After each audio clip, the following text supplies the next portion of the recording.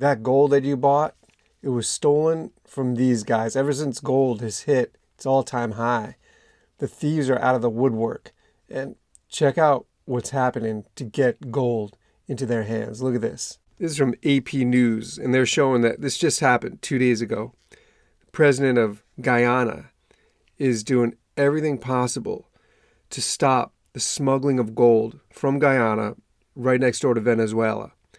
And once it gets to Venezuela, that gold is out. It goes to the international market. I mean, you're buying gold bars.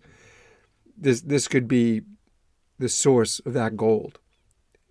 Really, this is just one example of what people are doing now that gold has hit that 3,300, 3,400, going up to easily 3.5.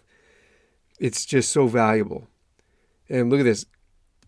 It's a $1 billion market for Guyana. And they say here, look at this. Authorities estimate up to 50% of gold, of all that, 50% has been smuggled and sent out to the international market. You know that's coming here to the U.S. Absolutely. You know that the gold that we're picking up. American Eagles, of course, they're supposed to be sourced from domestic mines here in the States. But if you're buying, I don't only buy Eagles, not with that 5% premium it comes with. Many of us buy other forms. And this is right where it's coming from. Look, this is also from AP News. They're showing that anyone who's caught, right, these smugglers, they're revoking their visas. The government's setting up all of these stations around the mining areas to make sure that gold does not get out. You think this is going to be just unique to Guyana and Venezuela? There's no way. This 1 ounce I'm holding right here with a premium. Premiums on these Eagles are $150 over spot. That's 5% premium. It's just enormous.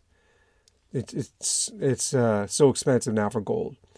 So these guys will do anything to get their hands on it and put it in the open market. Look, you're buying gold bars, 1 ounce gold bars.